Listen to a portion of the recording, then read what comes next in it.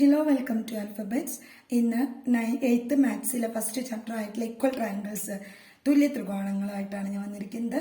രണ്ട് ത്രികോണം എങ്ങനെയൊക്കെ തുല്യമാവാം, 3 കോൺസെപ്റ്റ് ടെക്സ്റ്റിൽ പറയുന്നുണ്ട്.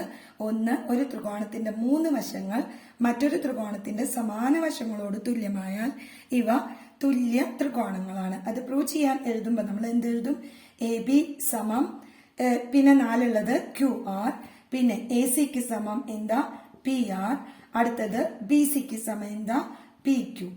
മാത്രമല്ല തുല്യ ത്രികോണങ്ങളുടെ തുല്യ വശങ്ങളുടെ എതിരെയുള്ള കോണുകളും തുല്യമായിരിക്കും. ഇപ്പൊ 4ന്റെ ഓപ്പോസിറ്റുള്ള കോൺ C ഈക്വൽ ആയിരിക്കും 4ന്റെ ഓപ്പോസിറ്റുള്ള കോൺ P. പിന്നെ 5ന്റെ ഓപ്പോസിറ്റുള്ള കോൺ B ഈക്വൽ ആയിരിക്കും 5ന്റെ ഓപ്പോസിറ്റുള്ള കോൺ Q. പിന്നെ 6ന്റെ ഓപ്പോസിറ്റുള്ള കോൺ C ഈക്വൽ ആയിരിക്കും 6ന്റെ ഓപ്പോസിറ്റുള്ള കോൺ R. ഓക്കെ, അപ്പൊ ഇങ്ങനെ മാർക്ക് ചെയ്തിട്ടാൽ പെട്ടെന്ന് തന്നെ ആ 3 കോണുകളും എടുത്തെഴുതാം. എങ്ങനെ എഴുതും? കോൺ C ഈക്വൽ കോൺ P, കോൺ Q ഈക്വൽ കോൺ B, കോൺ A ഈക്വൽ കോൺ R. അങ്ങനെ നമുക്ക് കോൺ B ഈക്വൽ കോൺ Q. അങ്ങനെ നമുക്ക് എടുത്തെഴുതാം. ഇത് ഫസ്റ്റ് കോൺസെപ്റ്റ് ആണ്. സെക്കൻഡ് കോൺസെപ്റ്റ്, അടുത്ത കോൺസെപ്റ്റ്, രണ്ട് വശങ്ങളും അവയുടെ ഉൾക്കോണും അതേ സമാന ഭാഗങ്ങളോട്, വേറൊരു ത്രികോണത്തിന്റെ സമാന ഭാഗങ്ങളോട് തുല്യമായ ത്രികോണം ABC ഈക്വൽ ത്രികോണം MNP. അപ്പൊ നമുക്ക് എന്തെഴുതാം? AB ഈക്വൽ ആണ് MN എന്നെഴുതാം, NP ഈക്വൽ ആണ് AC എന്നെഴുതാം. പിന്നെ നമുക്ക് അടുത്ത സൈഡ് BC ഈക്വൽ ആണ് AC ഈക്വൽ NP കേട്ടോ.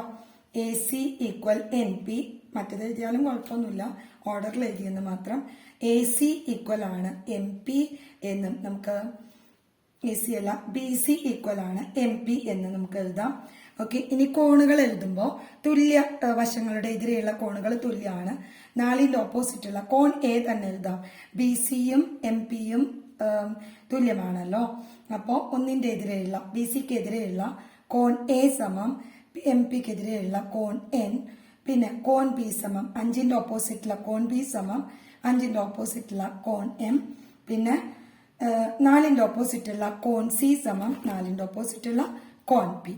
ഓക്കെ, അടുത്തൊരു കണ്ടീഷൻ എന്ന് വെച്ചാൽ ഒരു ത്രികോണത്തിന്റെ 2 കോണും അവയുടെ ഉൾവശവും മറ്റൊരു ത്രികോണത്തിന്റെ സമാന ഭാഗങ്ങളോട് തുല്യമായാൽ ത്രികോണങ്ങള് തുല്യമാണ്.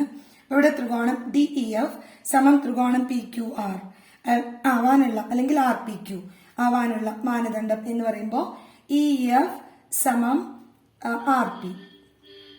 RP രണ്ടും തുല്യമാണ്. പിന്നെ 60യുടെ ഓപ്പോസിറ്റുള്ള DE സമം 60യുടെ ഓപ്പോസിറ്റുള്ള QR. ദെൻ 40ന്റെ ഓപ്പോസിറ്റുള്ള DEF സമം 40ന്റെ ഓപ്പോസിറ്റുള്ള PQ. ഇങ്ങനെയും രണ്ട് ത്രികോണങ്ങൾ തുല്യമാവാം.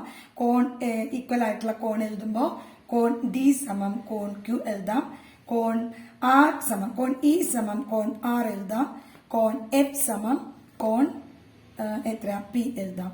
അങ്ങനെ രണ്ട് ത്രികോണങ്ങൾ ഈക്വൽ ആയിട്ട് തെളിയിക്കാം.